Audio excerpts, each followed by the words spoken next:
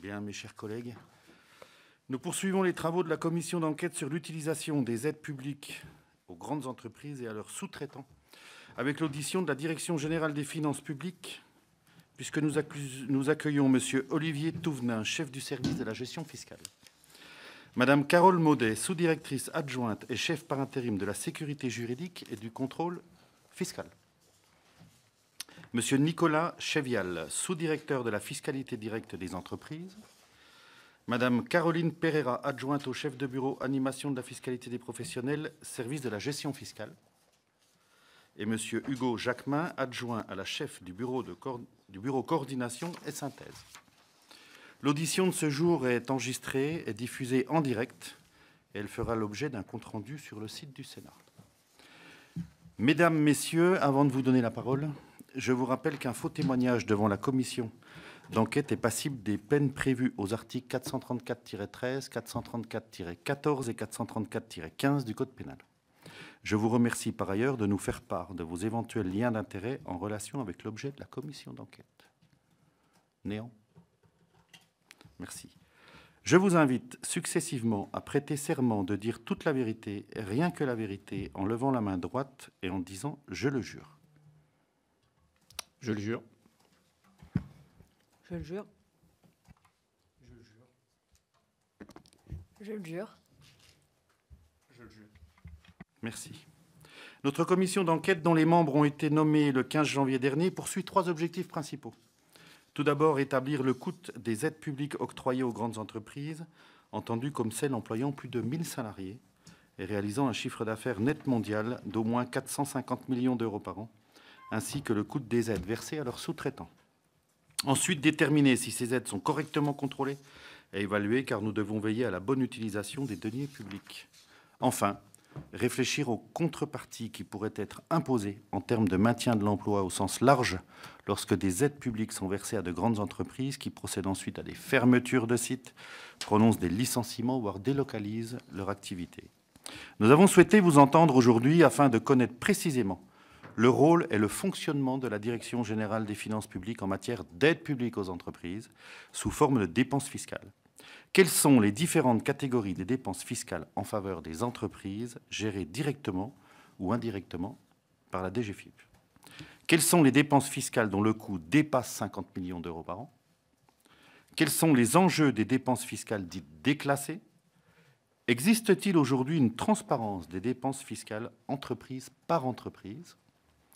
Quelle est l'intensité des contrôles exercés par les agents de la DGFiP? Enfin, la DGFiP assure-t-elle un suivi et une évaluation des dépenses fiscales? Nous vous proposons d'organiser cette audition en 3 temps. Vous apporterez des réponses à nos interrogations dans un propos liminaire de 20 minutes. Puis, M. Fabien Gay, rapporteur, vous posera quelques questions pour approfondir certains points. Enfin, les membres de la commission d'enquête pourront également vous interroger s'ils le souhaitent. Je vous cède maintenant la parole. Merci. Merci beaucoup, Monsieur le Président. Bonjour à toutes et à tous, Monsieur le rapporteur. Merci de me laisser la parole pour quelques propos introductifs. Je vais faire un peu le monsieur loyal. Je vais vous donner quelques éléments sur la gestion et puis après je laisserai mes collègues de la direction de la législation fiscale et du service juridique et du contrôle vous expliquer les différents points qui méritent précision dans les questions que vous nous avez bien voulu nous soumettre.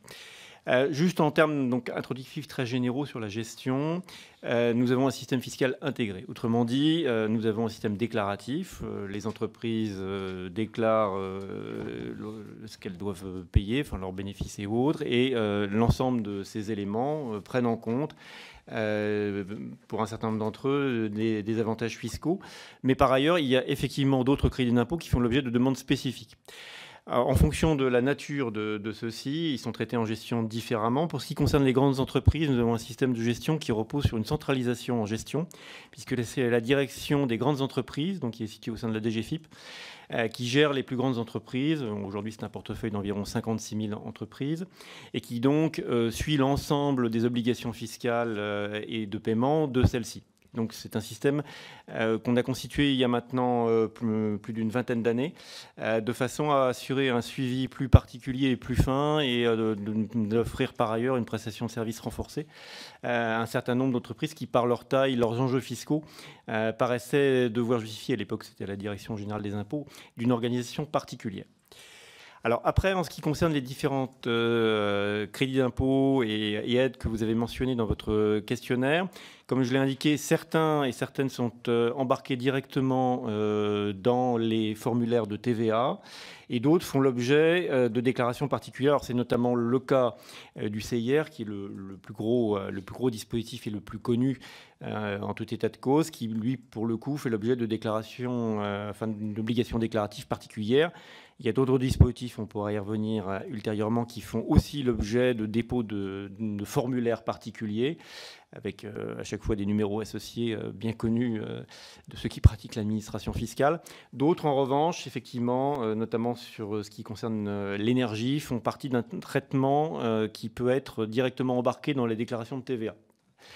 Comme vous le savez, on a récupéré côté DGFiP une partie des taxes qui étaient collectées par la Direction générale des douanes et droits indirects, notamment les TICFE et TICPE.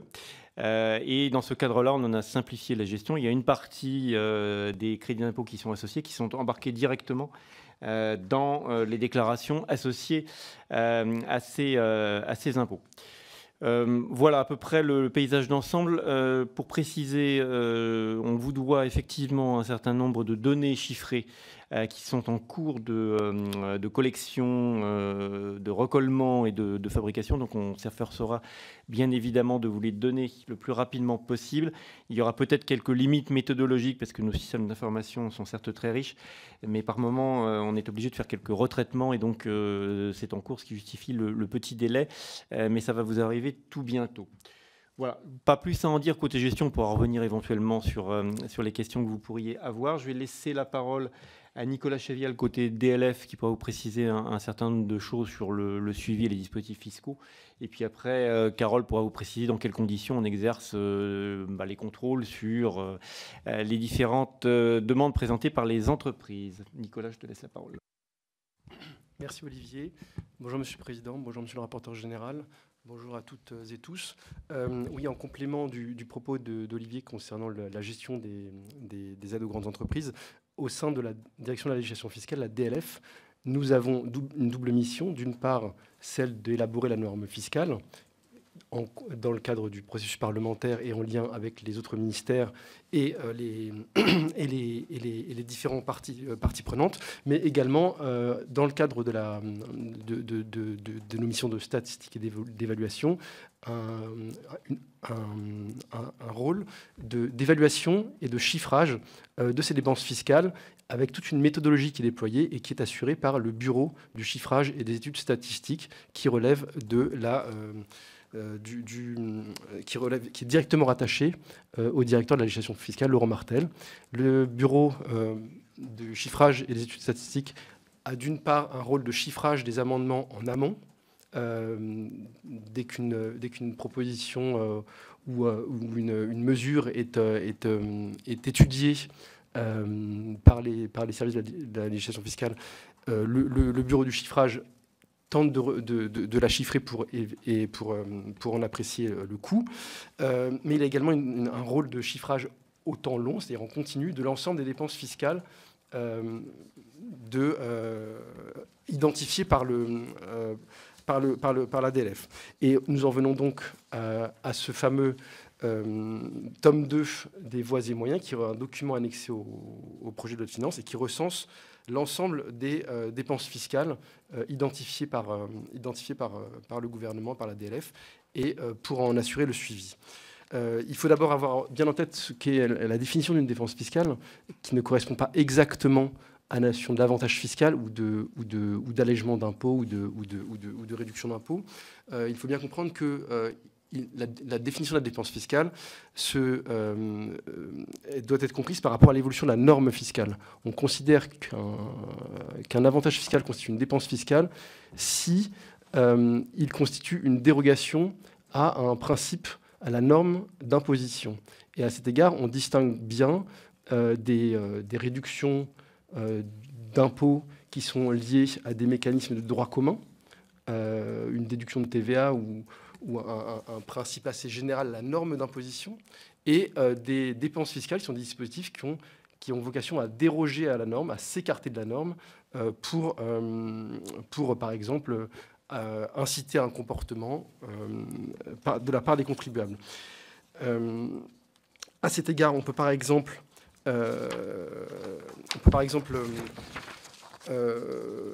en matière de TVA, par exemple, il y a eu un gros travail qui a été fait au sein de l'ADF concernant la classification des dispositifs en matière de TVA qui constituent des dépenses fiscales, avec une distinction entre des dispositifs qui ont simplement vocation à tenir compte des capacités contributives des contribuables et permettre l'accès des contribuables à un certain nombre de biens et services, donc une logique de baisse du prix d'un produit TTC, et des dispositifs qui sont vraiment liés à la mise en place d'incitations pour inciter les contribuables, les consommateurs, à se tourner vers certains produits. Et c'est pour ça que, par exemple, un certain nombre de taux réduits de TVA concernant des produits de base ont été considérés comme n'étant pas des dépenses fiscales au début des années 2000. Et en revanche, des taux réduits de TVA qui ont une vocation incitative, comme par exemple des taux réduits de TVA sur des dépenses de travaux énergétiques ou en matière de restauration, sont considérés comme des dépenses fiscales et donc recensés parmi dans le tome 2 des voies et moyens publié par le gouvernement et annexé au projet de loi de finances. Un autre exemple qu'on peut donner, c'est le taux réduit d'impôt sur les sociétés de 15% pour les PME, qui n'est pas considéré comme une dépense fiscale, alors même qu'il a un coût et qu'il a pour effet de réduire la cotisation d'impôt sur les sociétés des entreprises qui en relèvent. Voilà pour la définition de la dépense fiscale, qui est une réduction d'impôt qui déroge à la norme d'imposition considérée comme étant la norme de droit commun. Et pour répondre à votre question sur les déclassements, effectivement, les déclassements de dépenses fiscales répondent à des préoccupations, à des réflexions concernant l'évolution de la norme fiscale. C'est-à-dire que si on se rend compte que finalement, tel dispositif relève finalement de la norme fiscale et de la norme d'imposition, eh bien, il sera déclassé comme des dépenses fiscales pour être considéré comme une modalité de calcul de l'impôt, et comme n'étant pas une dépense fiscale, car n'ayant pas une vocation dérogatoire et incitative à certains comportements. On peut par exemple prendre un certain nombre de dépenses fiscales qui ont été déclassées ces derniers temps. Par exemple, l'exclusion d'assiette de la taxe sur les opérateurs de communication électronique, correspondant à des matériels, des équipements acquis pour les besoins des infrastructures et des réseaux de communication électronique. En fait, en regardant plus précisément, plus finement la mécanique de la taxe, on s'est rendu compte qu'un mécanisme de déduction qui en fait était une règle de liquidation de l'impôt, qui a une vocation générale, n'avait pas vocation à être une dépense fiscale, mais était un élément de la liquidation de l'impôt de droit commun. Voilà, je pourrais vous donner d'autres exemples des objectifs poursuivis en matière de déclassement de dépenses fiscales, si vous le souhaitez. Ou par exemple l'exonération de TICPE sur les produits énergétiques utilisés pour les besoins d'extraction et la production du gaz naturel. L'exonération a été considérée comme étant liée à la suppression d'une double imposition, et comme n'ayant pas une vocation incitative ou dérogatoire, et donc a été déclassée. Elle n'est plus considérée comme une dépense fiscale, mais comme un élément de l'imposition. Nous avons commencé, pour répondre à une autre de vos questions, Monsieur le Président, nous avons commencé à chiffrer les dépenses fiscales. Alors, nous avons chiffrer les dépenses fiscales concernant les entreprises de façon générale, au sein des dispositifs recensés par le tome 2 des voies et moyens. Nous avons identifié celles des dépenses fiscales qui concernaient les entreprises, dont les bénéficiaires des entreprises. C'est un chiffre dont nous disposons déjà, que je pourrais vous donner, avec à ce stade une présentation par ministère de compétences, par périmètre ministériel. Et en revanche, il faut préciser d'une part que cette évaluation, cette méthodologie n'isole pas à ce stade les dépenses fiscales qui s'adressent aux grandes entreprises, selon la définition que votre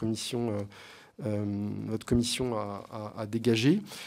Et d'autre part, qu'il peut y avoir dans l'appréhension des dispositifs, des hésitations sur la question de savoir si une dépense fiscale s'adresse à des entreprises, bénéficie aux entreprises ou en fait bénéficie à un tiers, à l'entreprise contribuable.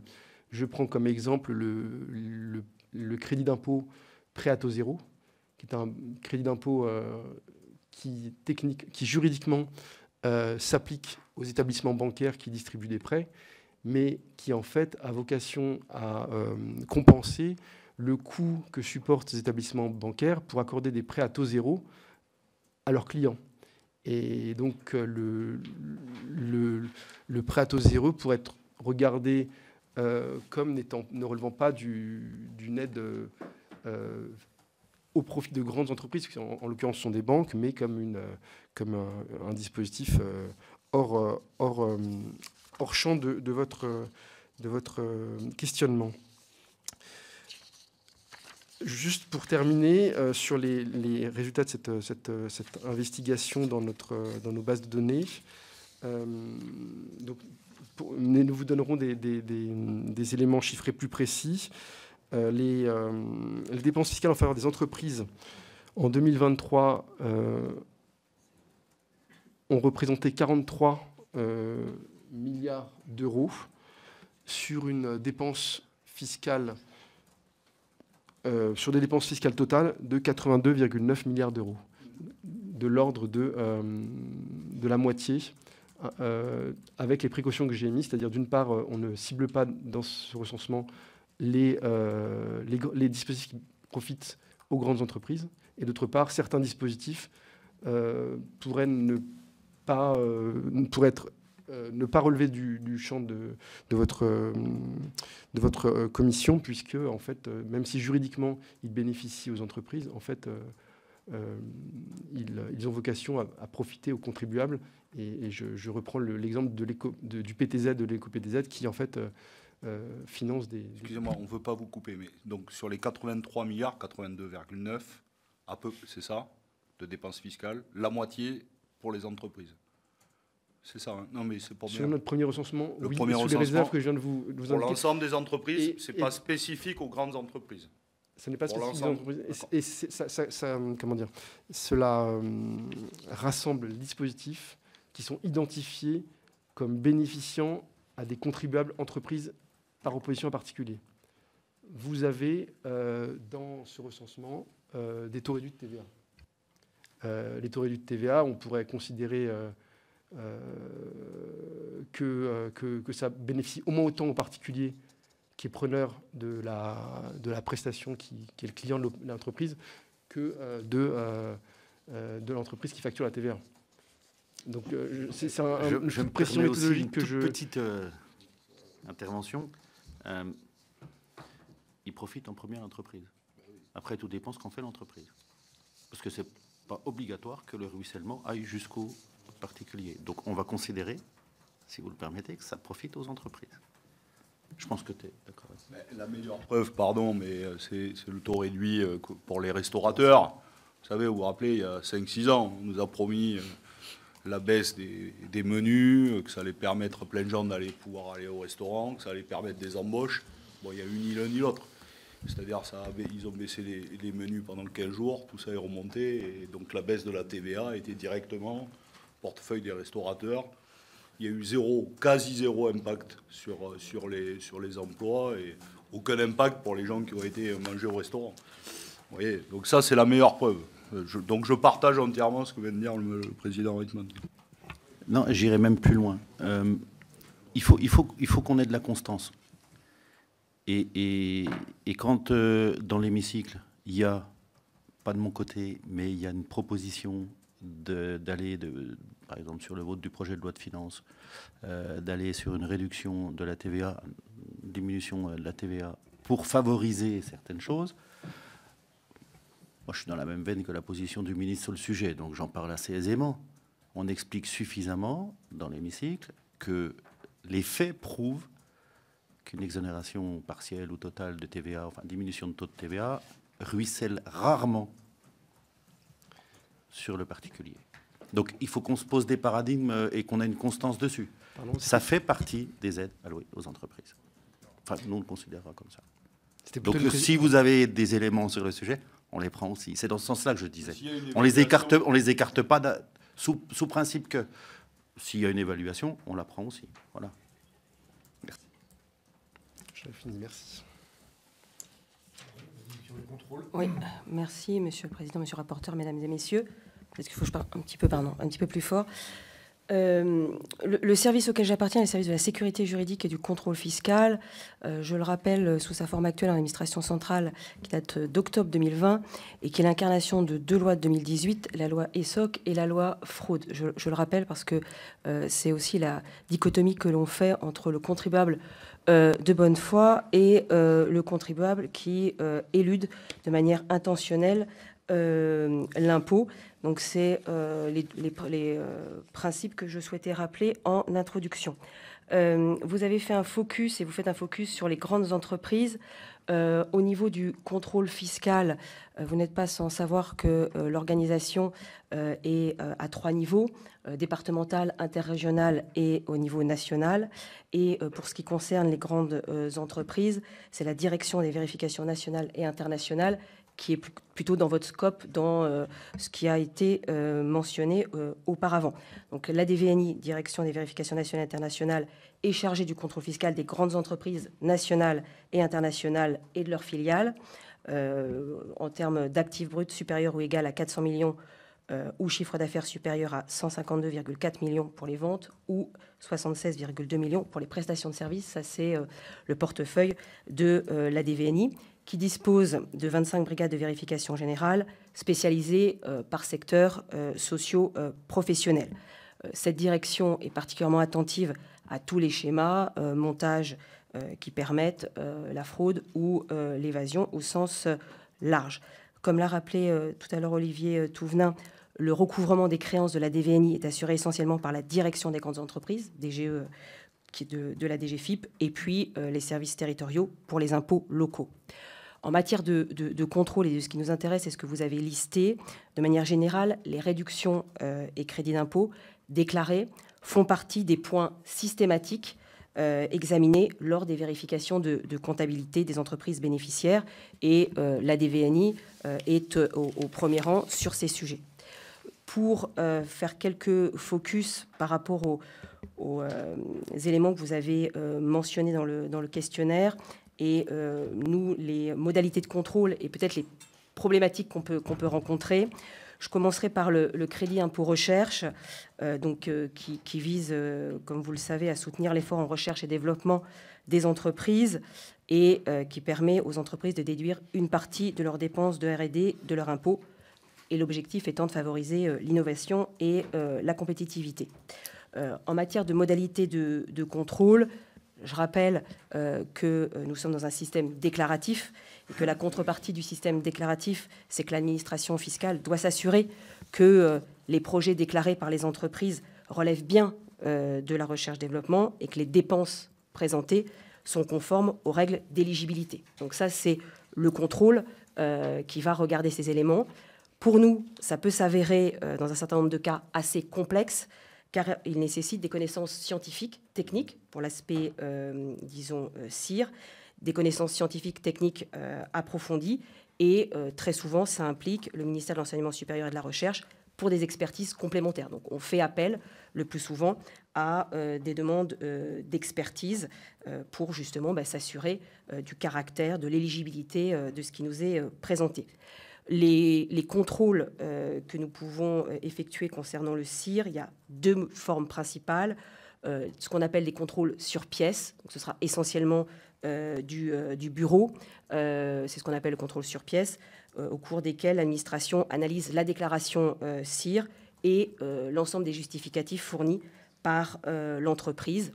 C'est notamment au sein de ce qu'on appelle dans les directions territoriales des pôles de contrôle et d'expertise, les PCE, qui font ce travail. Donc c'est des contrôles qui concernent principalement les instructions de demande de remboursement CIR. La deuxième modalité, après le contrôle sur pièce, c'est le contrôle sur place, où là, le vérificateur, la vérificatrice va sur place et contrôle la réalité des dépenses qui ont été présentées et puis la nature des projets.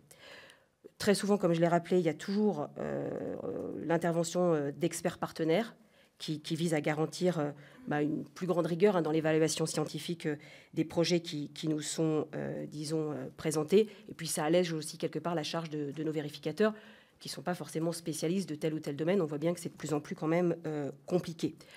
Je précise que depuis 2014, on a un protocole qui encadre justement la collaboration entre notre administration, la Direction générale des finances publiques, Direction générale des entreprises et DGRI, Direction générale de la recherche et de l'innovation, pour justement garantir à nos contrôles qu'on est déjà qu'on soit harmonisé et puis qu'on puisse faire appel à un certain nombre d'experts. Les problématiques qu'on peut rencontrer en matière de CIR, ça concerne surtout l'ensemble du dispositif, que ce soit les entités visées, les travaux, les dépenses éligibles. Et on peut voir dans certains cas, mais je pourrais après, on vous transmettra peut-être plus d'éléments sur le sujet, les différents types de fraudes qu'on a pu rencontrer lors des différents contrôles. J'en cite un notamment, CIR qui peut être obtenu par deux entreprises distinctes alors que c'est une seule et même dépense qui a été engagée. Voilà, ça c'est des schémas un peu classiques que l'on peut voir et qui sont assez connus de nos services. Il est évident que les contrôles que nous pourrons faire ne seront pas du même périmètre suivant que vous avez un contrôle qui est sur pièce du bureau et un contrôle sur place où là les investigations sont beaucoup plus approfondies.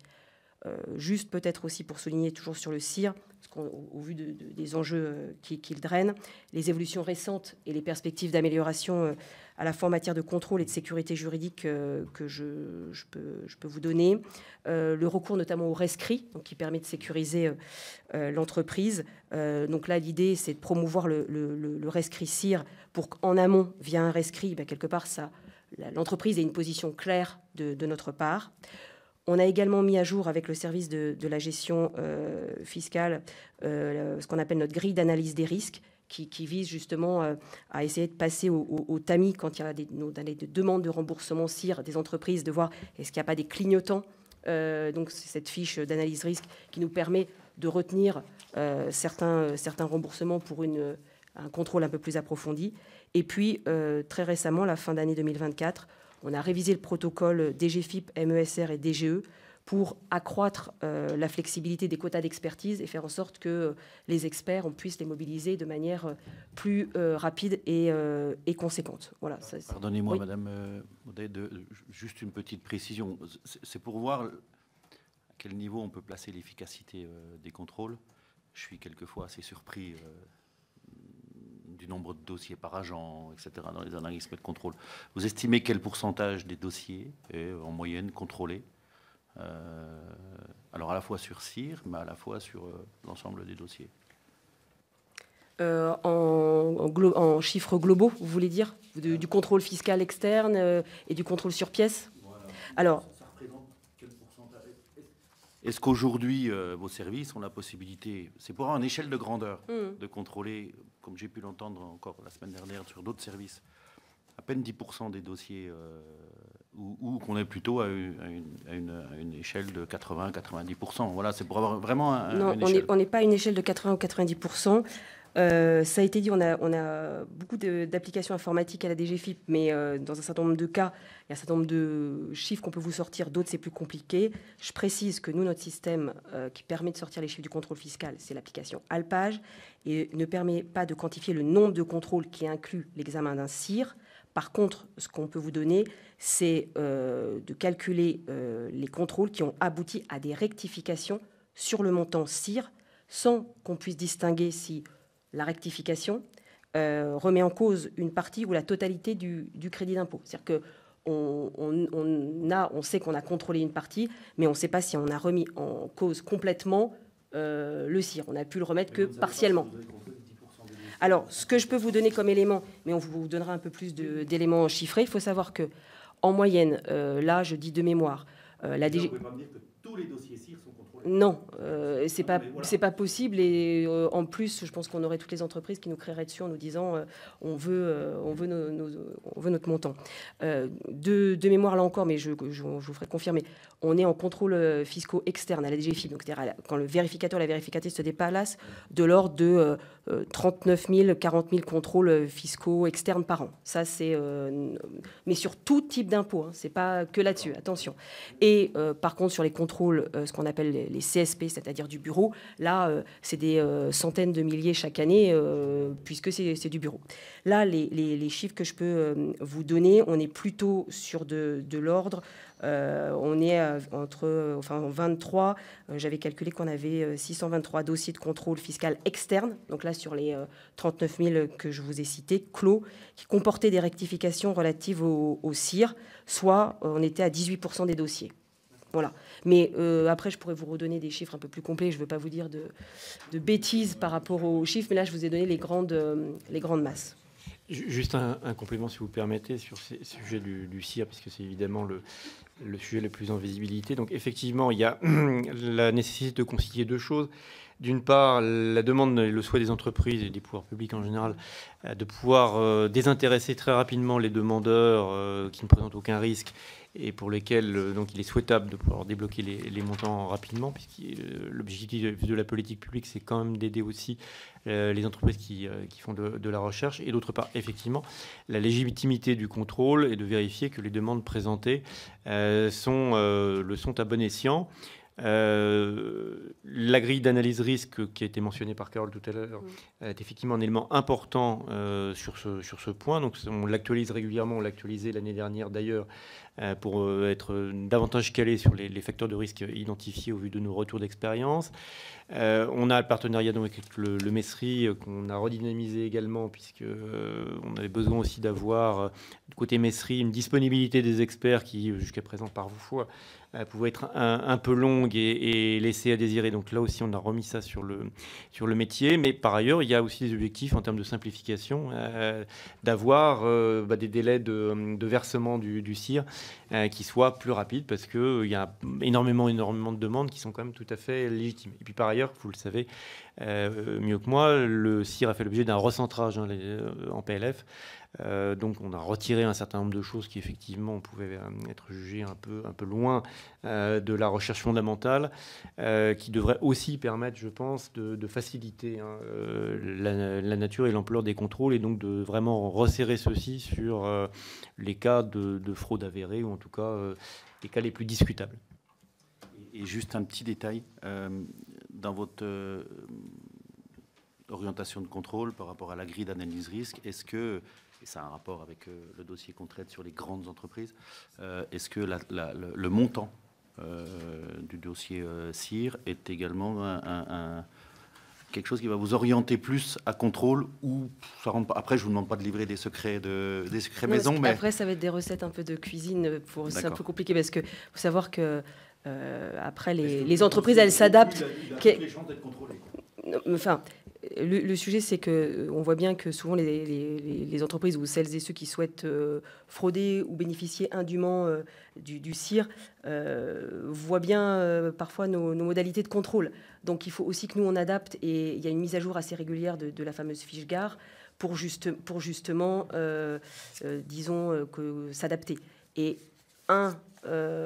disons, des alertes, effectivement, vous pouvez avoir le montant, mais c'est pas que. Ça rentre effectivement en ligne. Exactement.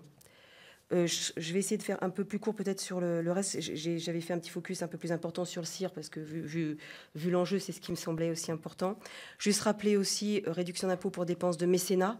Donc là aussi, on a un certain nombre de contrôles.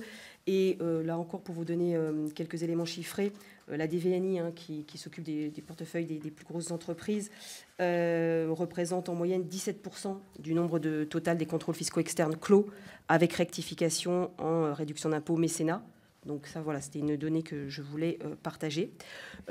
Troisième aussi élément que vous aviez cité, enfin réduction d'assises sur l'énergie dont bénéficient certaines entreprises, ça vous l'aviez également cité.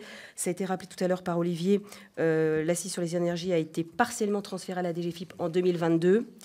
Et puisque la douane, la DGDDI, est à ce jour encore compétente sur la fraction de l'assise qui porte sur les produits énergétiques autres que le gaz naturel et le charbon. Nous, on a eu un dispositif d'accompagnement assez fort, tant en contrôle, je pense qu'en gestion, pour tout simplement familiariser ou acculturer nos services de contrôle à ces nouvelles problématiques. Aujourd'hui, on n'a pas de contrôle, disons, terminé clos, qui porte sur les réductions d'assises dont bénéficient les grandes entreprises. Ça n'a pas été mis à date en recouvrement et je vais vous expliquer pourquoi. Il y a deux facteurs essentiels.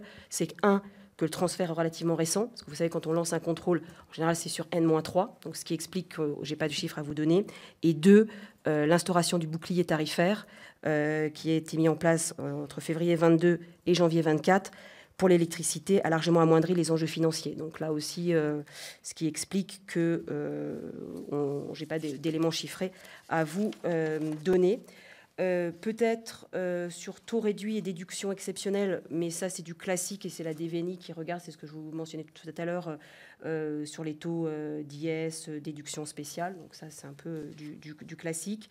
Et peut-être, mais ça vous aurez peut-être d'autres questions sur ce sujet, c'est les moyens de lutte contre la fraude aux dépenses fiscales et aux aides publiques, mais plutôt aides, parce que là c'est vrai que la sphère du contrôle est surtout concernée quand ces aides sont sous forme de crédit ou de réduction d'impôts, puisque la sphère contrôle, par principe, n'était pas trop sur le volet de dépenses publiques, enfin aides publiques au sens large, c'est plutôt quand ça se transforme.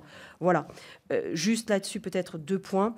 Le premier point, c'est que les risques associés à ces dispositifs sont pris en compte, en tout cas dans la sphère du contrôle fiscal, dès la programmation des contrôles fiscaux. C'est-à-dire qu'aujourd'hui, ce qu'on appelle nos sources de programmation, pourquoi on va programmer, comment on cible nos contrôles, c'est d'une part l'analyse de données, croisement des bases de données, et aujourd'hui, on a des requêtes informatiques, notamment au sein de ma sous-direction, on a un bureau qui est en charge des requêtes, ce qu'on appelle intelligence artificielle, list data mining, et on a un certain nombre de risques associés au CIR. Donc ça, dès la programmation, on peut cibler un certain nombre d'entreprises, d'ailleurs pas que les grandes entreprises, de manière globale en termes de travaux. Et donc, il y a un certain nombre de clignotants qui sont remis à nos services de contrôle. Bien évidemment, la mobilisation du renseignement interne, c'est-à-dire l'exploitation de faits qu'on peut constater ou d'informations transmises par différents services. Et ça joue beaucoup pour les aides publiques, police, gendarmerie, justice, affaires sociales ou douane. Deuxième point, c'est qu'au niveau ministériel, je voulais rappeler la création au sein de la mission interministérielle de coordination antifraude, la MICAF, d'une cellule interministérielle de veille et d'analyse des risques de fraude aux aides publiques. Et nous travaillons, enfin l'ensemble des services de la DGFiP travaillent justement sur les vulnérabilités potentielles des dispositifs que nous mettons en place au niveau des aides. Et là, il y a un gros travail aujourd'hui qui est fait, notamment sur les fraudes à la rénovation énergétique. Voilà, donc, mais je pense qu'on sort peut-être un petit peu de vos problématiques. Et après, il y avait également tout ce qui était plan en faveur des entreprises, report d'échéances fiscales, sociales et autres. C'est vrai qu'on fait beaucoup appel à la DGFiP un peu pour son savoir-faire en matière de rapidité de dispositifs d'aide et effectivement de contrôle. Voilà. Après, je reste à votre disposition, bien évidemment, et on vous donnera les chiffres que vous souhaitez. Merci, merci beaucoup. Je vais laisser la parole à notre rapporteur Fabien Gay, qui a, à mon avis, un certain nombre de questions à vous poser.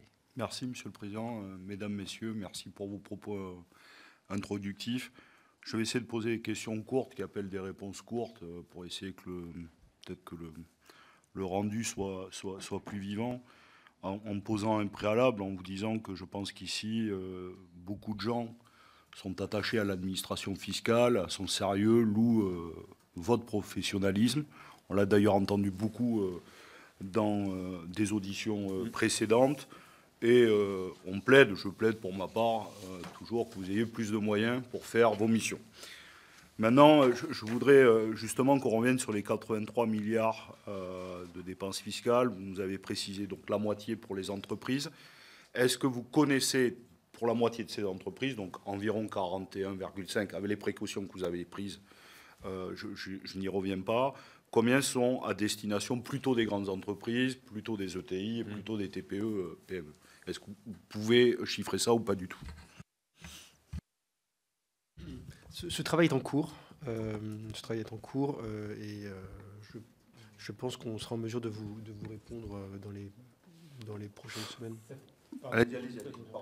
Ça fait partie des éléments que j'ai mentionnés tout à l'heure qui sont en cours de traitement. Normalement, je pense que cette distinction doit pouvoir être faite. Oui. Ma deuxième question, c'est le nombre d'agents mobilisés pour le contrôle de ces dépenses fiscales. Est-ce qu'on peut le connaître? Et est-ce qu'il a évolué dans les 10 dernières années en positif ou en négatif? Alors, sur l'aspect contrôle, je peux vous répondre de manière très générique. C'est-à-dire que le service auquel j'appartiens, le service de la sécurité juridique et du contrôle fiscal, au total, en administration centrale et en local, et je vais préciser après, c'est 16 000 agents. Mais 10 000 dans la sphère du contrôle fiscal et 6 000 dans la sphère sécurité juridique. Donc par rapport à votre propos, c'est 10 000, dont sur ces 10 000, 4 000 vérificateurs. Mais bien évidemment, ces forces-là donc sont réparties sur l'ensemble du territoire, ne font pas que du contrôle par rapport aux éléments que j'ai cités là. Hein. C'est très large. Hein. Un contrôle fiscal, ça porte sur plusieurs années, sur plusieurs types d'impôts. Après, ça peut être ciblé. Mais voilà, c'est les masses que je peux vous donner. Sachant que allez-y. C'est les effectifs de la DVNI pour l'essentiel, je pense, qui vous intéressent, ceux qui sont le portefeuille grande entreprise. Donc, je pense qu'on va pouvoir vous retrouver les chiffres des effectifs. On vous donnera les éléments précis des effectifs de la DVNI et son évolution au cours des dernières années. Mais ça, on les a. Très bien. Bah, dans le questionnaire par écrit, nous conviendra tout à fait. Hein. Maintenant, j'ai une question autour du suivi et des évaluations. Est-ce que vous pouvez nous donner le nombre, on a le montant, mais le nombre de dispositifs exacts d'aide fiscale accordés aux entreprises?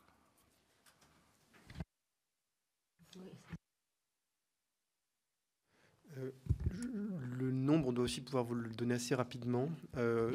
Sur le siège, non. Je ne suis pas en mesure de vous le donner. Bon, j'entends mais comprenez notre étonnement.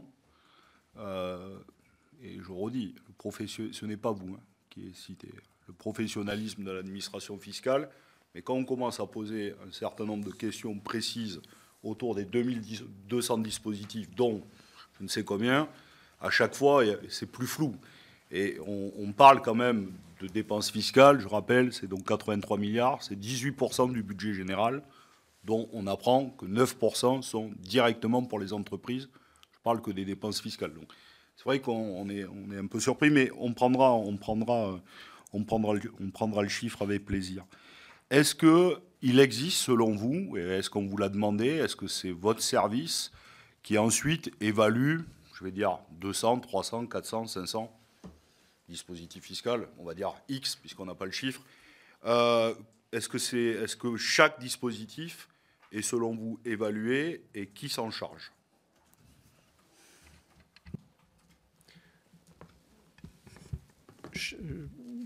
Il y a un programme d'évaluation des dispositifs fiscaux qui est prévu, qui est inscrit en loi de finances. Les dispositifs ont vocation à être évalués par les services internes du ministère de l'économie et des finances, IGF notamment. Il y a régulièrement des revues des dépenses fiscales faites par l'IGF, notamment en dernier lieu celle de l'année 2024.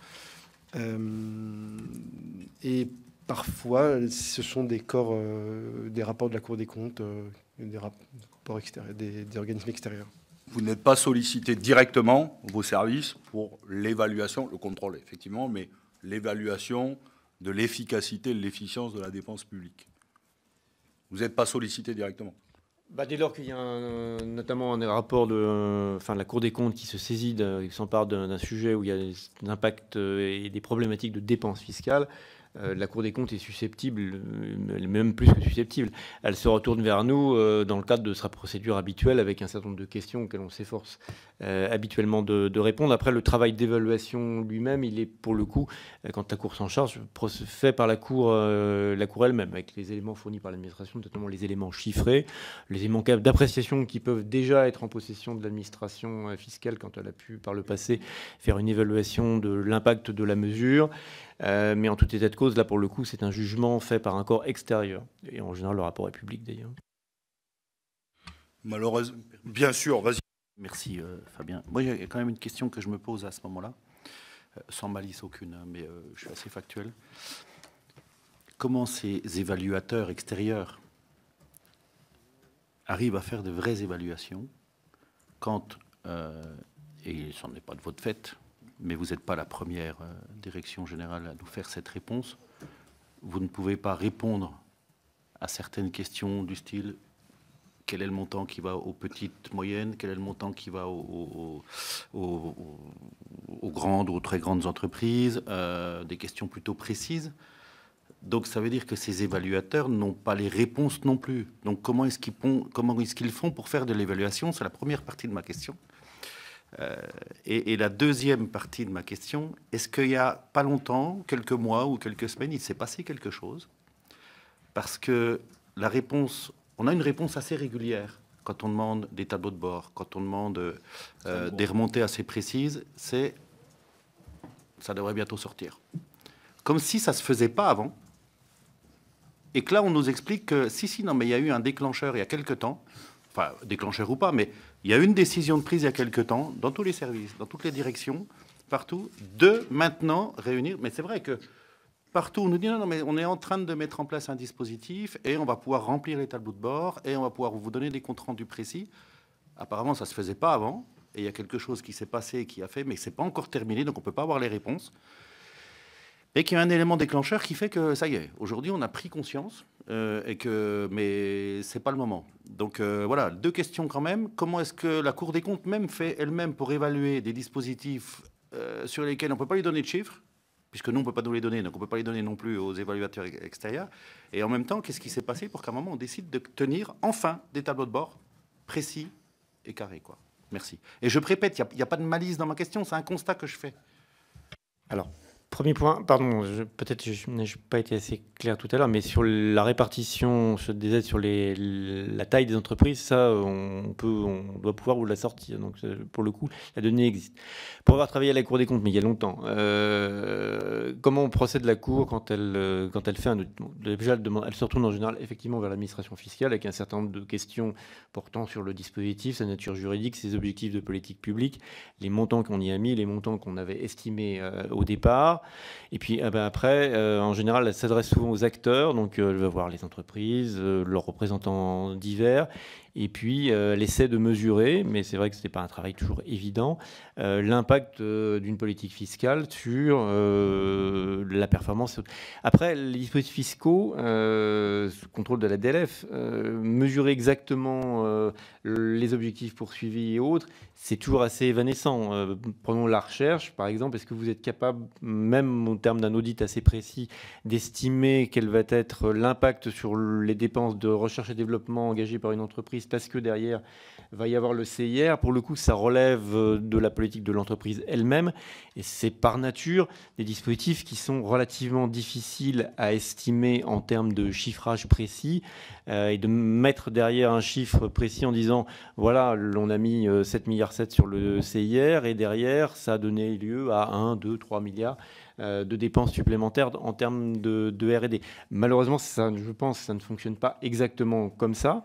Les dispositifs fiscaux sont des dispositifs incitatifs et par nature, la mesure de l'incitation, même ex post, et même en y mettant toute la bonne volonté du monde, est quand même difficile à évaluer. Après, vous pouvez faire des proportions, vous pouvez estimer, dans le cadre d'un rapport, que les sommes dépensées sur le sujet sont trop importantes par rapport à l'objectif poursuivi.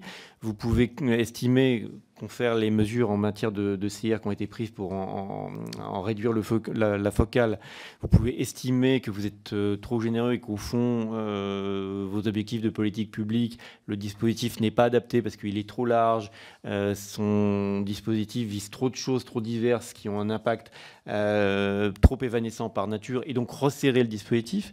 Mais faire une évaluation exacte et précise à l'euro près sur le sujet, effectivement, c'était le souhait à une époque de la Cour des comptes. Je crois qu'elle s'est aperçue, et c'est d'ailleurs tout à fait normal, c'est pas remettre en cause ses compétences qui sont très grandes, que ce n'était pas exactement possible. Mais après, vous pouvez avoir une appréciation d'ensemble en disant un dispositif rate sa cible, il est trop large, il a été élargi au fil du temps, etc. Voilà, je voulais juste terminer, après je laisse la parole au rapporteur. Mais juste, je précise quand même le point. C'est quand même très important. C'est pas juste pour savoir qu'on vous pose la question. La première, c'est peut-être faudrait-il des critères d'évaluation inscrits depuis le départ d'un dispositif pour dire voilà sur quoi on évaluera, parce que tel est l'objectif de ce dispositif. Je sais que c'est pas facile, mais ça doit être faisable quand même. Puis le deuxième, ça crée quand même derrière un vrai souci, et je le comprends mieux maintenant, sur on poursuit, mais même nous, quand on vote le PLF par exemple, on poursuit ou on ne poursuit pas. Et moi j'aimerais bien qu'un jour on ait d'autres, notamment concernant les accompagnements au niveau des entreprises, d'autres critères que, excusez-moi l'expression, le coup de rabot, pour décider si on ne poursuit pas un dispositif, et donc se baser sur des évaluations. Tel était le but de ma question. Monsieur... Pardon. Pour préciser, monsieur le chef de service, vous noterez, vous le savez, donc vous avez un président LR et un rapporteur communiste. Et ici, il y a à peu près toutes les sensibilités politiques représentées chez nos collègues, avec des votes et des choix politiques différents, et assumés d'ailleurs, de part et d'autre. Oui. Mais ce que vous venez de dire est très important. C'est-à-dire que nous, ce que nous souhaitons, c'est d'avoir, je crois que le Sénat est connu pour sa rigueur, et le sérieux du travail, c'est que nous voulons disposer de chiffres et d'évaluations concrètes, et à partir de là, pouvoir faire des choix politiques, qui là ne relèvent pas de l'administration, mais de choix politiques. Et là, y compris, on peut s'opposer en disant il faut augmenter, il faut diminuer, il faut augmenter, il faut diminuer, il faut arrêter, il faut en progresser. Vous voyez, là, le problème que nous avons, et qui est du coup commun à l'ensemble, je crois, des forces politiques, c'est qu'on parle d'un budget qui est le premier budget de l'État, maintenant, des aides directes et indirectes aux entreprises, quel que soit le débat qui nous anime, est-ce qu'on retient 70 milliards ou on va jusqu'à 250, je prends la fourchette haute de dépenses directes et indirectes. Et lorsqu'on demande à toutes les administrations, existe-t-il des tableaux de bord? Non. Est-ce qu'on est en capacité de recenser entreprise par entreprise? Impossible. Et après, est-ce qu'on évalue l'argent public? Là, on nous dit, et c'est évanescent, j'ai bien retenu, parce que chacun ayant son élément de langage, c'est complexe. Regardez, le CIR, très compliqué, évanescent. Est-ce qu'on pourrait évaluer le CIR? On ne sait pas. Non, mais du coup, c'est un peu complexe, parce qu'après, il y a la communication politique qui dit on prend des décisions politiques pour le CICE, pour l'emploi, pour le CIR, pour la recherche. Puis quand on rentre dans le concret, on voit qu'il n'y a pas de critères posés dès le départ. Il serait complexe et très certainement à poser. Et après, l'évaluation, pour répondre à votre question, puisque globalement, vous êtes quasi la dernière administration qu'on voit. Et au départ, tout le monde commence par nous dire tout va bien et tout est contrôlé. Et à la fin de l'audition, contrôle, ça, moi, je ne remets pas en cause. Je pense que vous faites absolument bien votre travail. Par contre, l'évaluation, tout le monde nous dit on n'a même pas les outils. Et je reviens à la question du président. Comment voulez-vous évaluer le nombre de dispositifs aux entreprises alors que l'administration fiscale, aujourd'hui, à date, et ce n'est pas un reproche, n'est pas capable de nous dire le nombre de dispositifs qu'il existe. Vous voyez, donc, est-ce que la Cour des comptes, après, elle, est en capacité d'évaluer sans critères? Bon, voilà, et donc c'est un étonnement commun. Et je pense que c'est ça qui nous réunit ici, dans notre diversité politique, d'avoir des chiffres, du concret, et après, il y a des choix, et là, vous verrez, et très certainement qui seront différents, d'ailleurs, ici même, dans cette salle. Oui, je crois qu'il y avait une précision du bureau. Hein. Vas-y. Je pense que la difficulté est aussi accrue par le côté 360 de votre demande. C'est-à-dire que vous nous avez demandé d'évaluer la part des grandes entreprises dans plusieurs centaines de dispositifs. Nous disposons, lors du dépôt du PLF, d'un chiffrage de la grande majorité des dispositifs de dépenses fiscales. La difficulté consiste à identifier dans ces montants la part qui va à une catégorie qu'on n'identifie pas forcément a priori, qui est les grandes entreprises. Mais si vous vous intéressez à des dispositifs fléchés vers les PME, je ne sais pas, le PEA-PME, aujourd'hui, on peut vous dire le montant qui est consacré au PEA-PME. Mais la difficulté vient du fait qu'on nous demande d'identifier une catégorie de bénéficiaires qui n'a pas été identifiée en tant que telle par le législateur. Le législateur n'a pas dit on va créer un crédit d'impôt pour les grandes entreprises. Il a créé un crédit d'impôt pour recherche. Là, on nous demande d'identifier parmi la dépense afférente au crédit d'impôt recherche la part des grandes entreprises. On va le faire. Il nous faut juste un peu de temps. Et en plus, après, on nous demande de faire ce même exercice pour plusieurs centaines de dépenses fiscales. Ce qui est un travail assez important et qu'on va faire et qu'on peut faire. Mais c'est exactement ce qu'on regrette. Mais pas de votre fait. Mais que ça n'existe pas. Bon, j'ai 2 dernières questions, et puis après je vais... Ah pardon, excusez-moi. Allez. Juste parce que j'ai réussi à obtenir les chiffres rapidement que vous m'aviez demandé sur la DVNI, donc la direction, vous savez, en matière de contrôle. Donc on est de l'ordre de 500 agents et 400 qui sont sur le terrain. Voilà. Par rapport aux chiffres globaux. C'est ça. 500. En fait, c'est une direction nationale qui est basée à Paris, région parisienne. Et il y en a 100 dans les bureaux, c'est-à-dire effectivement qui font du travail du bureau, et 400 qui sont sur le terrain et qui ont compétences nationales et ultramarines. Voilà. C'est pour compléter les chiffres que je vous ai donnés. Merci beaucoup. Oui, j'ai 3 dernières petites questions et après je laisse la parole. Est-ce que toutes les entreprises qui touchent des aides publiques respectent la loi française?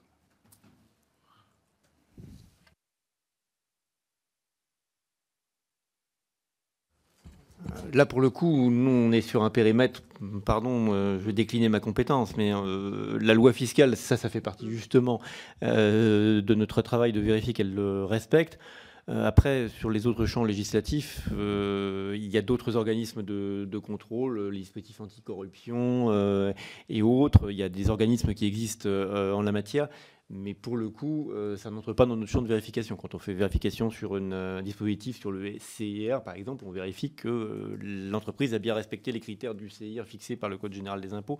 On ne va pas regarder si elle a respecté, par ailleurs, d'autres éléments législatifs. Si, par ailleurs, on découvre au cours d'un contrôle, effectivement, qu'elle ne respecte pas telle et telle disposition prévue par la loi, pour le coup, on est tenu, de toute façon, de transmettre un certain nombre d'informations, à partir du moment, notamment, où c'est pénal, éventuellement, parce qu'il y a l'article 40 du Code de procédure pénale qui fait obligation à tout fonctionnaire de dénoncer un crime dont il aurait eu connaissance. Mais voilà, c'est notre champ, c'est le champ fiscal. Alors je vais préciser ma question, parce que vous avez raison. Est-ce que toutes les entreprises respectent la loi fiscale lorsqu'elles touchent des aides? Par exemple, pour être concret, s'assure-t-on, l'administration fiscale, que chaque entreprise qui touche des aides publiques ne pratique pas l'évasion fiscale, par exemple? Ça, c'est dans le champ de vos compétences, j'imagine. Il est clair qu'on ne contrôle pas l'entièreté des entreprises qui bénéficient de tels dispositifs. C'est pas l'objet même du contrôle. Et puis matériellement, humainement, on pourrait pas. Donc il faut justement. L'intérêt, c'est de cibler les contrôles, cibler les enjeux. Je rappelle que les objectifs du contrôle fiscal, c'est à la fois budgétaire, dissuasif et répressif. Et c'est ces 3 objectifs qu'il faut qu'on fasse, disons, qui font musique ensemble. Donc voilà, mais après, dire qu'on contrôle l'entièreté des entreprises qui bénéficient de tels dispositifs, non, mais on s'assure justement à partir de grilles d'analyse risque d'avoir une présence sur le territoire, de couvrir notre tissu fiscal. Voilà ce que je peux vous Par contre, pardon de précision, parce que la question était peut-être de dire quand on contrôle une entreprise, est-ce qu'on s'assure pas seulement qu'elle respecte le CIR, mais que l'ensemble de ses obligations fiscales est respecté. Mais quand la DVNI, sous le contrôle de Carole, ouvre un contrôle sur une entreprise, bien évidemment, elle va s'intéresser au CIR si on en a touché, mais elle va s'intéresser... Non, elle va s'intéresser à l'ensemble du respect des obligations fiscales de l'entreprise vérifiées par la DVNI, la TVA, les prix de transfert, l'IS, le CIR s'il en a bénéficié. Donc c'est un contrôle sur une entreprise. Elle va regarder le CIR s'il y en a eu, mais elle va regarder bien évidemment le respect de l'ensemble des obligations fiscales de l'entreprise. Pas toutes les entreprises, mais c'est un contrôle à largeur. Et que c'est un contrôle à largeur. Et effectivement, on va assez rarement sur un point. C'est effectivement un contrôle, notamment sur place, qui est plutôt exhaustif. Non, mais parce qu'on a un débat qui nous anime depuis le début. Je vais parler pour moi, mais je pense que c'est plutôt partagé par l'ensemble de mes collègues. Non, mais chacun pourra dire, mais une des questions, c'est qu'on touche de l'argent public. Personne ici est contre que des entreprises touchent de l'argent public. Le minimum est de respecter la loi. Non, mais je dis ça, et c'est complexe à mettre en œuvre. Mais je redis juste à mes collègues que les seules entreprises du CAC 40, c'est 17 800 filiales. 17 800 filiales pour 40 entreprises. Donc 15% sont dans des paradis fiscaux. Ce qui fait 2545, c'est 63 en moyenne. Non, je dis ça parce qu'une des questions, si nous venons, plutôt nous plaidons pour que les entreprises qui touchent de l'argent public respectent la loi française, dont la fiscalité. Une des premières questions, c'est l'évasion fiscale. Enfin, je finis sur le CIR. J'ai une question. Est-ce qu'il est possible pour une entreprise qu'elle touche le montant maximum du CIR? Je crois que c'est 100 millions, mais vous pouvez me contester. Je crois que c'est l'enveloppe maximum. Mais est-ce que, du coup, la maison mère peut toucher, mais aussi des filiales? C'est-à-dire qu'une entreprise peut collectionner le montant maximum, puis ajouter 1, 2, 3 ou 4 filiales. Et est-il vrai, on a découvert ça, je crois que c'est l'administration, que dans les critères, il n'était pas obligatoire que la recherche se fasse en France, mais qu'elle pouvait être faite au sein de l'Union européenne. Juste pour préciser ce dernier point, si tu permets, Fabien, ça a été surtout expliqué sur le fait qu'une entreprise peut très bien décider d'externaliser sa recherche et que dans le cadre de la loi européenne, de la libre concurrence, elle est même dans l'obligation de ne pas le faire uniquement que sur la France. Si elle externalise, elle doit se faire sur un des pays de l'Union européenne. Oui. Le chiffre de 100 millions concerne l'assiette du crédit d'impôt. C'est-à-dire que l'application au taux de 30% du crédit d'impôt porte sur un montant de dépenses de recherche de 100 millions. Donc, effectivement, une entreprise qui engage 100 millions de dépenses de recherche peut bénéficier d'un CIR de 30% sur ses dépenses, donc 30 millions. Merci. Pardon. Maison mère, filiale comprise ou uniquement par entité? Par entité. Par entité. Donc il est possible que la maison mère ait 30% des 100 millions. Voilà. Bon, 30 millions, pour aller vite, pour que tout le monde se comprenne, mais qu'elle additionne une ou plusieurs filiales. Mais à condition que la filiale fasse également des dépenses de recherche. Bien sûr, évidemment. Les mêmes dépenses de recherche, tout à fait. Oui, tout à fait. Mais c'est un souci. Enfin, c'est lié à la construction du CIR qui est lié à la dépense de recherche engagée par l'entreprise, qui n'a pas une approche de groupe. Ce n'est pas l'intégration fiscale. On n'a pas d'approche de groupe en matière de CIR. Et c'est une de ses vertus. Toutefois, si je peux me permettre, est-ce que dans votre approche, il y a une notion, entre guillemets, de regarder l'abus de droit, c'est-à-dire que les filiales ont été créées juste pour multiplier le nombre de fois 30 millions, ou vous n'abordez pas du tout ce sujet parce que je suis pas très enclin à suspecter, moi, au niveau du monde des entreprises. J'ai plutôt une confiance. Mais est-ce que dans vos investigations, vous posez la question de savoir si les filiales ont été créées dans le but de multiplier les aides de ce type-là. Ce qui doit être, à mon avis, très rare, parce qu'on ne crée pas une filiale pour dépenser 100 millions dans la recherche, juste pour toucher 30 millions. Donc je voudrais juste... Si vous regardez ça... On n'a pas l'impression que la logique industrielle des groupes soit liée à l'optimisation du CIR. Voilà. Après, il peut y avoir des sujets de contrôle fiscal, d'abus de droit, etc. Mais la façon dont on voit les choses, c'est que ça répond à d'autres logiques que l'optimisation du CIR sur les dépenses de recherche au niveau du groupe. Pour le coup, le CIR est associé à une dépense effective en termes qui doit être qualifiée, rentrer dans les critères. Oui, tout à fait. Mais enfin, pour les entreprises du CAC 40, 100 millions, c'est vite vu. Donc non, il faut vraiment avoir une dépense de recherche associée. Donc c'est pas un dispositif où vous pouvez faire de la recherche fictive. Il faut quand même présenter une demande, avoir des justificatifs, susceptibles de contrôle et autres. Donc vous avez une dépense effective de recherche. Donc créer une filiale spécialement pour bénéficier du CIR, là, pour le coup, je pense que c'est pas complètement réaliste. Et bon, je connais, mais peut-être je connais la réponse, mais je voudrais bien avoir votre avis. Non. Non, je vais essayer. Mais si je donne la mauvaise, vous me corrigerez. Non. Est-il possible de limiter l'avantage fiscal pour une entreprise suivant les comportements, par exemple en termes de licenciement, de délocalisation, ou je reviens d'évasion fiscale. Par exemple, est-ce qu'il est prévu que si vous faites un contrôle, vous regardez qu'il y a de l'évasion fiscale, est-ce que vous pourriez aujourd'hui suspendre ou non une aide publique, ou est-ce que si il y a, par exemple, il y a un biais fiscal sur l'emploi et que l'entreprise verse des dividendes et licencie, est-ce qu'aujourd'hui on est en capacité de limiter l'aide, de la reprendre, bon. Et sinon, est-ce que vous pensez que ça serait utile? Et après, j'ai fini.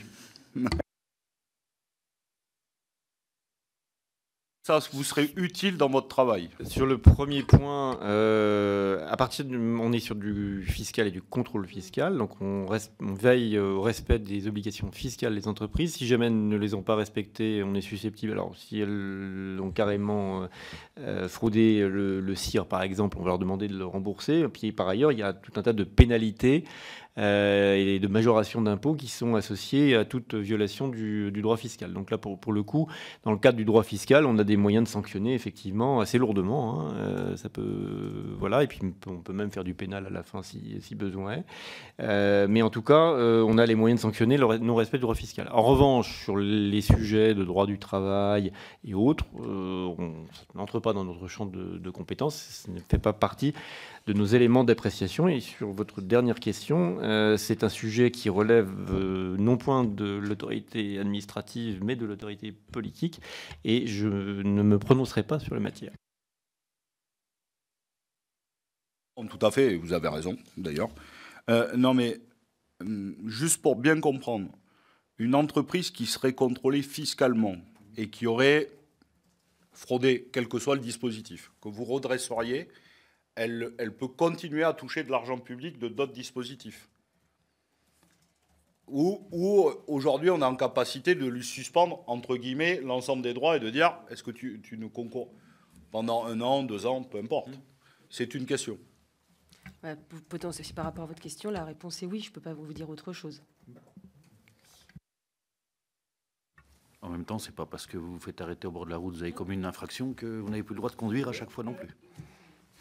Oui, mais tu peux être suspendu quelque temps. Les dispositifs sont légaux à partir du moment où l'entreprise peut avoir fraudé un CIR, par exemple, présenter des demandes de jugés abusifs par l'administration, parfois de bonne foi d'ailleurs aussi, parce qu'il y a des cas limites. Il y a des cas limites, mais bon, vous allez la redresser sur le CIR, mais par ailleurs, elle peut continuer à bénéficier d'un taux réduit d'IS, par exemple, de façon tout à fait légitime. Donc, ça n'a par exemple, la question serait de se dire... On fraude le CIR. Et ça peut arriver d'avoir mal calibré la chose. On parle de quelqu'un qui fraude sciemment, d'accord ? Est-ce que l'année d'après, on peut continuer à concourir au CIR et le toucher ? Là, il y a une question, il y a un débat. Je ne dis pas qu'il faut être exclu à vie de tout, mais il pourrait se dire... donc, on peut être redressé, continuer Après, le sujet, c'est que nous, dans nos grilles d'analyse risque ou autres, compte tenu que On a eu cet événement passé, voilà. Donc il y a ça c'est une évidence. Mais après, voilà. Ça, oui. Ça ne veut pas dire qu'elle n'a plus le droit de bénéficier de ces, entre guillemets, ces avantages, mais ça veut dire qu'elle va être plutôt un peu plus dans le viseur, et donc ça va peut-être redresser un peu les choses. Voilà. Je vais donner la parole à nos collègues qui le souhaitent. Avant, je voulais apporter une précision. Le rapporteur m'en voudra pas, puisque on a évoqué le sujet, tu l'as évoqué, le sujet des paradis fiscaux. Je voulais juste préciser que dans mon esprit, enfin tout du moins dans le mien, le choix d'installer une entreprise, de s'installer dans un endroit qui peut être considéré comme un paradis fiscal ne revêt pas forcément un choix fiscal. Ça dépend si on installe un site industriel ou un siège d'entreprise. C'est pas la même chose. On peut avoir le débat sur la Belgique et les Pays-Bas, sur les Bermudes, non, mais Monaco, ou je ne sais. C'est pour ça. Je te tiens la liste. Tout dépend. Ça, je mets plus de doutes. Tout dépend de ce qu'on y installe et Bien sûr. de ce qu'on appelle, enfin, du paradis fiscal en intrinsèque. Alors, aux Bermudes, il n'y a pas beaucoup d'industrie. Mais on pourra avoir le débat. Bien, merci. On va faire si vous le permettez, je vais appeler ça une salve de questions. Plutôt que de passer un par un, je demande à mes collègues d'être le plus précis et le plus concis possible. Mais voilà, posez vos questions. On commencera par Jérôme Darras, puis Marc Laménie, puis Gilbert Favreau. Merci, Monsieur le Président. Merci de votre présentation collective qui nous a permis au moins de mieux connaître le périmètre et la lourdeur de votre travail. Vous nous avez présenté les contrôles sur place et sur pièce qui aboutissent à un certain nombre de rectifications, c'est-à-dire de constatation de fraude. Mais au-delà de ces fraudes, vous devez parfois aussi, je suppose, détecter des failles dans le dispositif ou des améliorations à apporter qui peuvent générer, par exemple, des effets d'aubaine. Donc, à défaut d'évaluation, est-ce qu'il y a une remontée un peu systématique, organisée de ces constats que vous pouvez faire à l'occasion des contrôles sur pièce et surtout sur place et qui, éventuellement, peuvent améliorer les dispositifs ouverts aux entreprises? On va faire les trois intervenants, puis vous répondrez de façon globale. Merci. Donc, Marc, sur des questions, bien sûr, je précise, sur le sujet de la commission d'enquête, sur les aides publiques aux grandes entreprises. Oui, je ne ferai pas de hors-sujet, je vous remercie sincèrement. Oh, non. Mais sauf que je me sens un peu concerné, étant membre de la commission des finances depuis pas mal d'années. Et quand on parle, j'ai longuement parlé de ce qu'est la dépense fiscale, par mission, par ministère, on examine... On est rapporteurs spéciaux, chaque membre de la commission des finances est rapporteur spécial. Donc, par ministère, par mission, on évalue toujours, chaque année, à quoi correspond la dépense fiscale. Quand on en parle dans l'opinion publique, c'est très, très complexe. C'est pour ça qu'on a toutes et tous beaucoup de respect pour votre grande administration, parce que c'est extrêmement compliqué. Alors, par ministère, alors moi je n'ai pas repris les chiffres, mais honnêtement, vous avez parlé de crédit impôt recherche. Bon, dans les grands budgets, grands ministères, notamment le premier budget c'est l'éducation nationale, mais après ou la défense, mais après quand on reprend par rapport, je dirais, quand on examine en loi de finances la première partie. Où là, au Sénat, on peut témoigner, parce qu'on examine de A à Z, et on a en général 1500, 2000 amendements pour la première partie, donc les parties recettes, et c'est là qu'il y a les amendements liés à tout ce qui est examen de dépenses fiscales, des réductions, etc., qui touchent, que ce soit les particuliers, mais aussi les entreprises et le monde économique. Donc, en restant dans le sujet des grandes entreprises, alors vous avez parlé aussi... Alors bon, c'est vrai que la mission enseignement supérieur et recherche, ça fait partie. Donc, quels sont en gros les grands ministères sur lesquels vous intervenez peut-être plus que d'autres? Donc ça, c'était une question. L'autre question sur les ETP, et de mémoire, je crois que c'est qu'on a examiné la loi de finances pour 2024, où vous avez cité tout à l'heure, monsieur le directeur, l'administration des douanes, où vous avez repris une partie des activités de l'administration des douanes et droits indirects, que c'est maintenant la DGFiP. Donc voilà, donc en gros, un petit peu, qu'est-ce que ça peut représenter en masse financière. L'impact sur les grandes entreprises, puisque c'est le sujet de cette commission d'enquête. Alors, et les sous-traitants. Alors, sous-traitants, voilà, quelle est aussi un petit peu votre analyse et interprétation, parce que par sous-traitant, à quoi ça correspond? Parce que la notion de sous-traitant, bon, c'est pas forcément connu ou très connu. Et également sur le terrain, en termes de moyens humains, parce que bon, je prends le département des Ardennes, c'est un petit département, certes, mais chaque direction départementale a un rôle quand même, joue un rôle très important d'interlocuteur. Et plus le partenariat avec l'administration des douanes, hein, que je n'oublie pas non plus, parce que pour les départements frontaliers notamment, quel est l'impact un petit peu sur ces grandes entreprises, sur ces grandes entreprises. Et dernier point, le mécénat.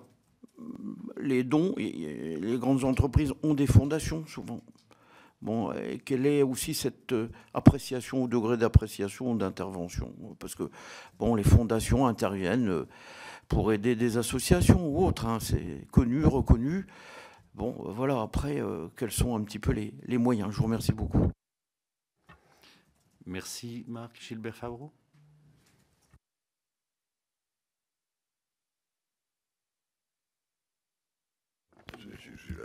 J'ai une voix qui porte... donc, oui, mais c'est important pour l'enregistrement et la retransmission. Gilbert, c'est important pour la retransmission et l'enregistrement parce que les personnes que nous suivent ou pour les enregistrements, sans micro, même si c'est une voix qui porte, ils ne t'entendent pas du tout. Dont acte. Et je demande l'absolution du président. Donc, depuis la création de cette commission d'enquête, et le jour même de son installation, je m'étais interrogé sur le libellé de la commission d'enquête. Et j'aimerais que là, on me reprécise, parce que différents qualificatifs ont été adoptés, et il y a eu peut-être des variantes dans le titre original de cette commission d'enquête. Alors, est-ce bien une commission d'enquête sur les aides publiques aux grandes entreprises? C'est bien ça. Et aux sous-traitants. Donc, à partir de là, je me dis que déjà, le titre lui-même, et je comprends certaines interrogations chez nos visiteurs du jour, ce titre-là apporte beaucoup de questions. Question d'abord sur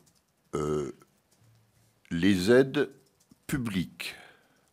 Quand on dit aide publique, ce n'est pas forcément des aides fiscales. Ce peut être des dispenses de payer quelque chose.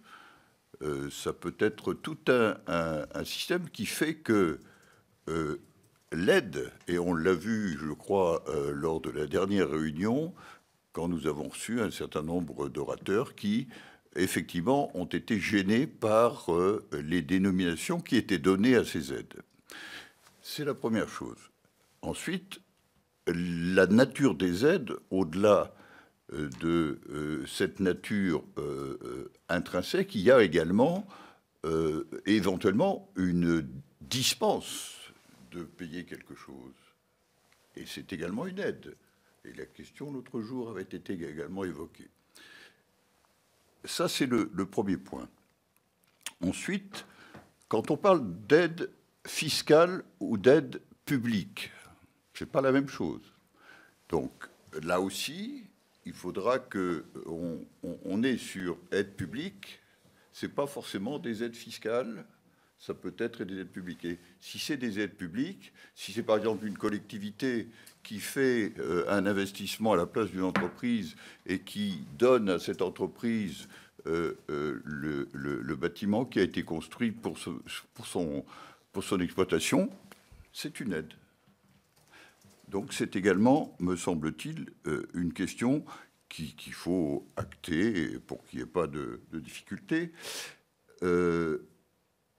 Je crois que j'ai fait à peu près le tour de mes interrogations, mais je crois que c'est important, parce que, ne serait-ce que pour nos interlocuteurs, ça va éclaircir un peu les choses. Après, il y a d'autres questions qu'on a déjà posées sur les montants. C'est vrai que je suis surpris par les différences de montants entre ceux qui nous ont été déclarés par un certain nombre d'acteurs du monde de l'industrie ou du monde de l'entreprise. On va de... Là, j'avais l'autre jour un chiffre au-dessus de 200 milliards d'euros qu'évoquait Fabien Gay, mais on a également des chiffres qui sont bien inférieurs à 200 milliards. On a parlé tout à l'heure de 80 milliards d'euros. Et donc, là aussi, je crois qu'il y a un moment où il faut savoir où se trouve finalement l'aide, puisqu'on parle d'aide à l'entreprise. Voilà, c'est tout. Merci Gilbert. Non, mais d'autant plus, c'est pour ça que j'ai précisé, je le fais régulièrement, que on peut évoquer les 200 milliards ou les plus de 200 milliards, mais là, comme le dit le thème de la commission d'enquête, on est sur les aides publiques aux grandes entreprises et à leurs sous-traitants, et je ne veux pas qu'on laisse penser que c'est plus de 200 milliards. Voilà, donc c'est pour ça que... Voilà, c'est pas 200 milliards, c'est ce qui est estimé sur les aides complètes. Voilà. Maintenant... Je me permets, parce que... Voilà, vas-y. Il avait moins de questions pour nos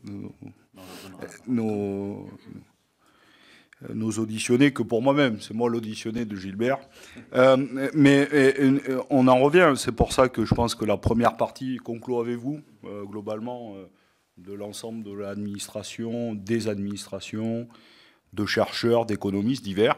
Je pense que c'est bien qu'on ait entendu autant des libéraux que des progressistes, des gens de gauche, pour essayer d'avoir... parce qu'une des vraies questions, et ça pour le coup je vous repose aussi, c'est qu'il n'y a pas de définition exacte retenue des aides aux entreprises, et donc chacun en a un périmètre différent. Les dépenses, et c'est pour ça que ça varie.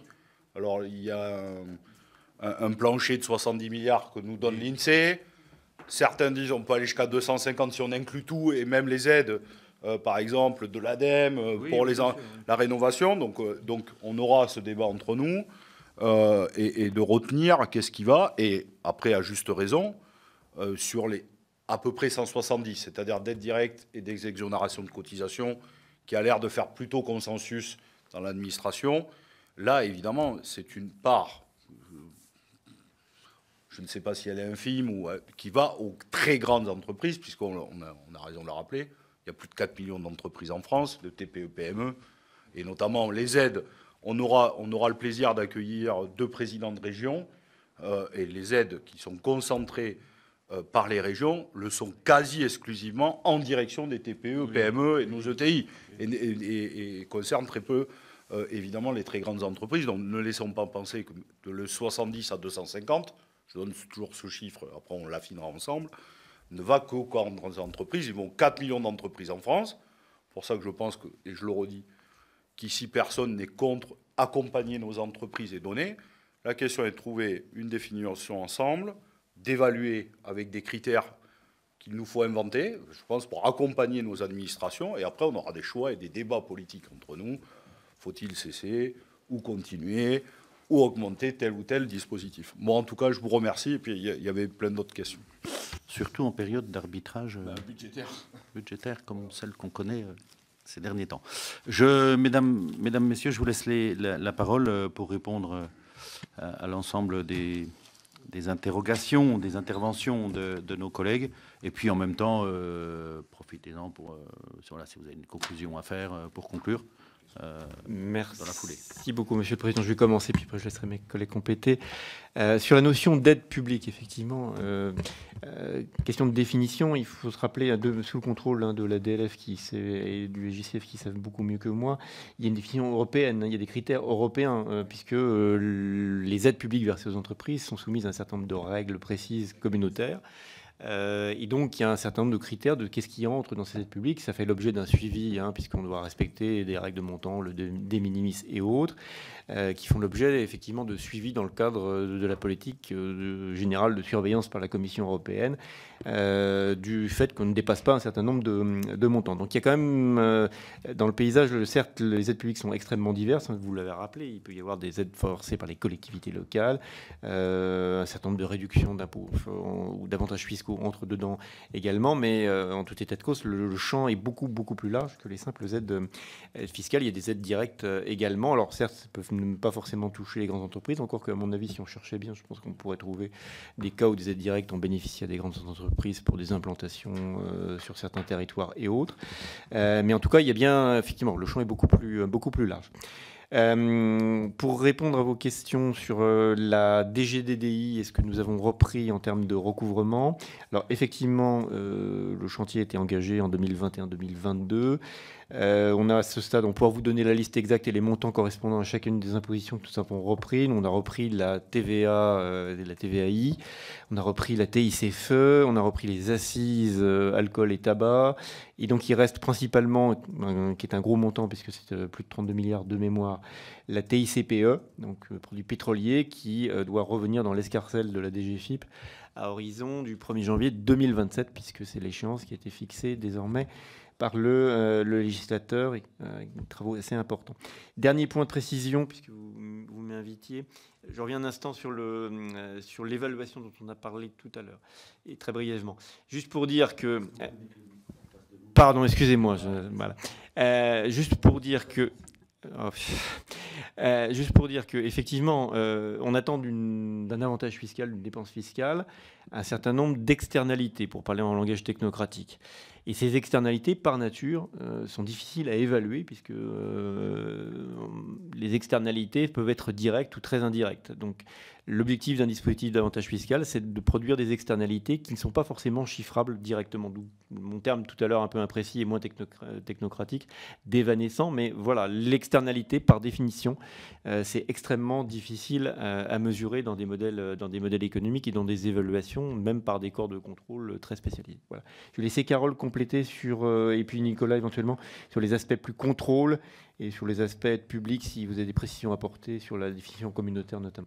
Alors, moi, je voulais intervenir sur la première question qui était un petit peu sur les failles des dispositifs et de la législation et ce que nous pouvions faire ou ce que nous avons mis en place.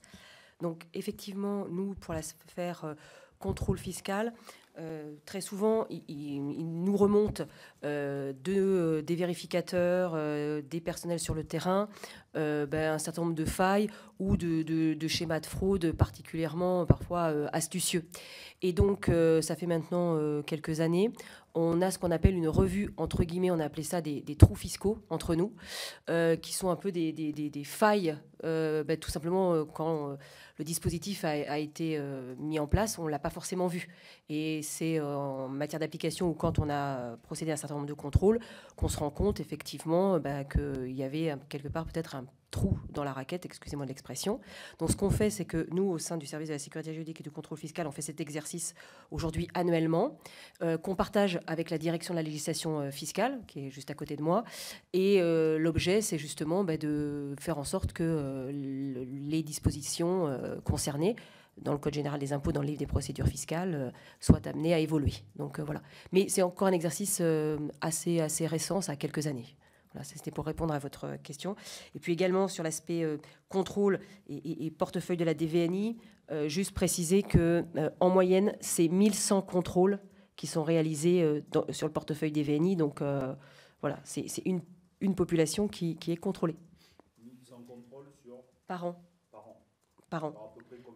Voilà, 1100 contrôles pardon, que l'a fait la DVNI sur les contrôles fiscaux externes que je vous ai dit tout à l'heure, qui sont de l'ordre de 39 000 par an.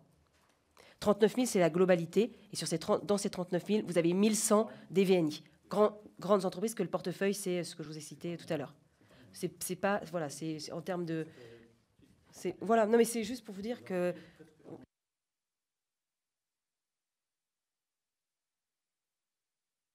Juste pour compléter, pour répondre à votre question, monsieur le sénateur, sur les départements ministériels, effectivement, les 3 principaux départements ministériels concernés par ces aides publiques sont effectivement l'éducation nationale, compte tenu du fait que le CIR est logé au sein, dans la mission gérée par ce ministère.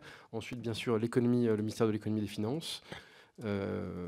Notamment en raison des taux réduits de TVA qui permettent aux particuliers de faire des travaux de rénovation énergétique dans leur logement. Et puis le ministère de la cohésion des territoires et de la décentralisation, compte tenu notamment des taux réduits de TVA également et du PTZ. Voilà, peut-être pour élargir un peu le sujet, mais sans esprit polémique aucun, je pense qu'il faudrait également compléter la réflexion sur les aides publiques aux grandes entreprises par la réflexion sur la contribution des grandes entreprises aux impôts. Parce que l'actualité fiscale est quand même marquée par les surtaxes IS qui visent spécifiquement les grandes entreprises, et qu'il y a aussi également un traitement particulier des grandes entreprises du point de vue de l'IS. Je l'ai dit tout à l'heure, elles sont soumises à un taux d'IS supérieur aux PME. Enfin, donc il y a un certain nombre de contributions spécifiques aux grandes entreprises, et je pense qu'il faut avoir une vision équilibrée des deux côtés du budget. Je croyais que je ne faisais pas de politique, donc je ne veux pas commencer à en faire. Mais vous avez raison, il faut mettre, parce qu'on a eu souvent ce débat, leur contribution avec aussi l'organisation, ce que je disais tout à l'heure. 2500 filiales à l'étranger, on peut avoir le débat, il y en a beaucoup, enfin 2500 dans des paradis fiscaux, il y en a certainement qui ne l'organisent pas, parce qu'il y a déjà l'optimisation fiscale, ça c'est légal, et donc c'est permis, et plus le groupe est grand, plus il y a accès, hein, alors que la TPE-PME, elle doit régler son montant d'IS sans faire l'optimisation fiscale, et après... puisque vous dites 17 800 filiales rien que pour les entreprises du CAC 40, dont 2500 sont dans des paradis fiscaux, même si un quart ne le sont pas pour faire de l'évasion fiscale, ça pose question. Donc voilà, je pense qu'il faut mettre, vous avez raison, tout sur la table, y compris ce schéma-là, qui permet en réalité à des grandes entreprises parfois de se passer d'impôts, parce que, si, il y en a... de ne pas payer d'impôts parce qu'elles ne produisent, d'ailleurs, c'est le débat que nous avons, parce qu'elles disent qu'elles ne produisent pas de chiffre d'affaires conséquent ou de bénéfices nets sur le territoire national. Vous le savez, c'est le débat qui nous anime. Mais là, on dépasse largement le cadre de notre commission d'enquête. Mais on aura plaisir, Olivier fera ça, sur l'évasion fiscale. On inversera les rôles, il sera rapporteur, je serai président. On aura plaisir à se revoir l'an prochain. Le rapporteur a des petits moments taquins. Merci. Je pense qu'on a fait...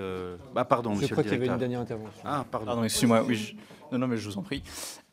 Juste sur votre question tout à l'heure, vous étonniez de la concordance temporelle entre les réflexions récentes de l'administration et votre commission. Je n'ai pas fait le rapprochement avec la commission. Je dis qu'il s'est passé quelque chose à un moment. Pour répondre à cela, je n'avais pas encore l'honneur d'être dans cette administration à cette époque, mais il me semble que depuis 2018, les conférences fiscales et les conférences budgétaires, donc qui sont organisées par la direction du budget et la direction de la législation fiscale avec chacun des ministères, prennent en compte systématiquement les dépenses fiscales qui ont été évaluées de manière comme inefficaces.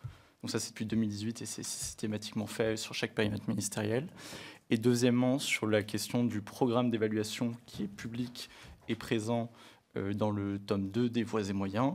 Ça, c'est la réforme de la LOLF de décembre 2021 et qui est en vigueur, me semble-t-il, depuis le PLF 2023. Ce qui fait 2 ans quand même. Mais merci de cette précision. Voilà.